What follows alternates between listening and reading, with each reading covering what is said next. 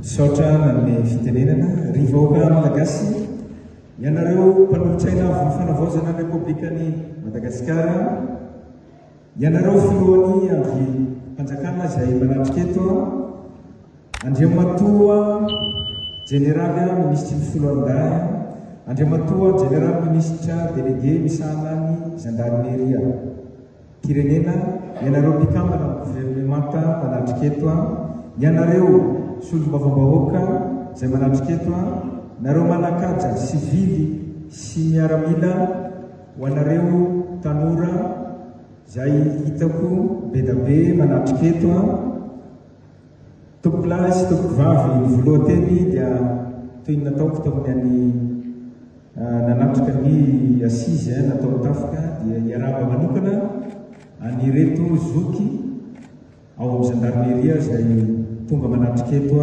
amin'izao fotoana lehibe androany izao manome voninahitra anareo zahay zandry, dia misaotra anareo nanome voninahitra koa sy nanome lanja izao asizy natao gendarmeria androany izao. Dera sy voninahitra ary fisaorana no atolotra ilaina hary nanome atsika tobinandro ka ahafahantsika miaona akafaliana ao anaty fahasalamana sy fahavitriana amin'izao fikaonan-doha eo anivon'ny gendarmeria pirenena izao.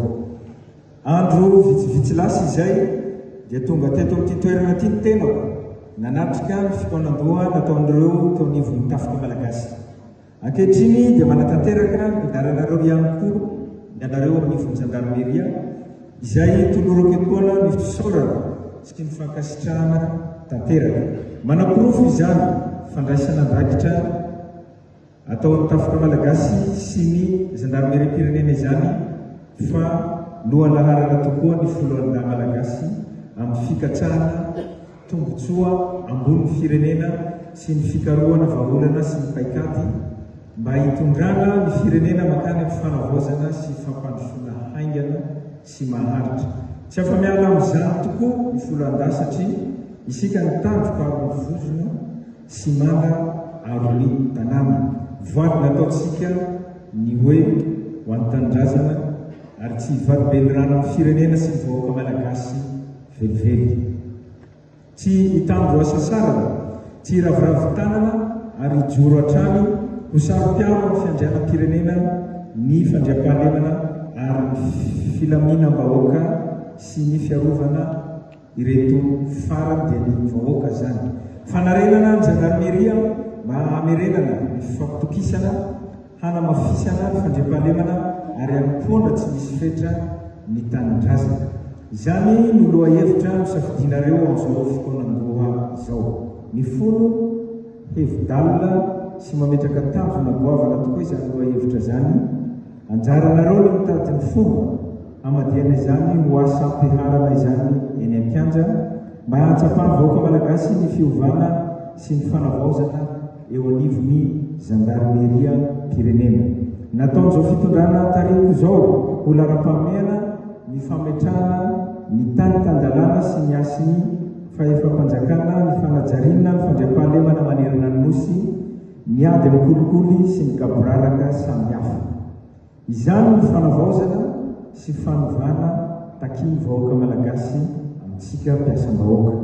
Koa miantso sy manentana anareo ary aho hanamafy ny fandraisana andraikitra manoloana ny ady amin'ny kolikoly, ny fanajana ny lalàna sy ny fitsipifehezana, ny fanatanterahana ny asa ao anatin'ny fangararana, ny fanomezana ny lanja manokana ny tamberina andraikitra, ny fanajana ny soatoavina malagasy, ny fanamafisana ny fifandraisana sy ny fanakaikezana amin'ny vahoaka. Tompolahy sy tompovavy, ny gendarmeria dia anisan'ny rafitra manakaiky sy ny fanerasera tsy tapaka sy ny vantana vahoaka malagasy. Fotoana izao mbola volana ny fanarenana sy fanitsiana izay mety ho lesoka sy ny ametrahana indray paikady vaovao sy mahomby mba hamerenana, hanamafisana ary hanatsarana ny fampitokisana amin'ny gendarmeria sy ny vahoaka ary hanatsarana ny endrika sy hitondrana ny asin'ny gendarmeria eo amin'ny toerana sahaza azy. Ny gendarmeria dia avy amin'ny vahoaka, miasa ho an'ny tombontsoan'ny vahoaka ary tsy afa-miala amin'ny vahoaka. mbola mila nareo vahoaka malagasy manantena nareo ny firenena. Aoka nareo mendrika izany fipisana izany ka tsy ala mitarigetra ny fehanareo dia mitandrazana silalana. Antenaitsika ny voan'ny toro-kevitra matotra sy mahomby amin'izao fotoana andoha izao ahafahana mitondra fanavaozana sy fiovana mivainana eo anivon'ny gendarmeria pirenena. Tsodrano anareo eto anivon'ny gendarmeria pirenena ny tenako andidy ahita ny vaniny hikapa ahita ny tonony amin'izao fotoana andoha izao ka ahita ny lalatsaina rehetra ilaina amin'ny fampandrosoana fanavaozana ny firenena. Amaranako azy dia mahita nyreto tanora be da be aho eto diteiteny amin'reto tanora reto. Misy an'ireny zavatra ireny miainantsika tamin'ny volana septambra mitohy hatraty amin'ny oktobra maro naratra misy namoy miaina fa izao ny zavatra tiako tenenina amintsika vahoaka malagasy araka ny voalaza izay efa nikabary teo aloha teo dia misy andiana jandara izay vitsivitsy ny oapefy tamin'ireny fotoana reny izay araka ny voalaza ny tompona andraikitra teo izay andraisany andraikitra moa zany dia tehiteny amintsika fa tsy ny gendarmeria no ratsy fa ireny olona reny no nanaratsy-endrika nanaratsy-endrika ny gendarmeria.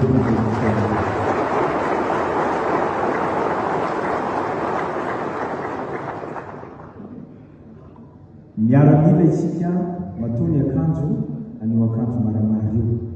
Za manokana dia nifidy ny andeha amin'ny lalan'ny sivily matoa tsy nandray ny grade général tamin'ny farany teo tsy miaramila tsony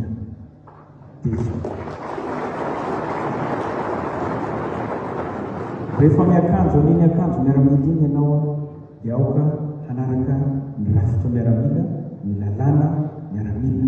Za matoa manao aniny akanjo iny tsy sitrapoko fa izay tenin'ny vahoaka hoe manao vaniny ianao mon colonel fa iny na lalàna ianao dia manao aniny aho fa iza efa nisafidy mianaraka ny lalàna sivily dia any amin'ny sivily any manao fa raha mbola safidy no ato amin'ny miaramila dia aoka hanaraka ny lalàna miaramila tsy teny any an-gazety raha tsy mahazo lalana tsy hanao zavatra tsy mifanaraka amin'ny lalàna raha tsy mahazo lalana. Zay angamba no lava fa ambarako fa misokatra amin'ny fomba ofisialy ny fotoana andoha ho amin'ny fanavaozana ny gendarmeria pirenena hoela velona ane ny gendarmeria pirenena hoela velona ane ny folo andaha malagasy hoela velona ane Madagasikara ho an'ny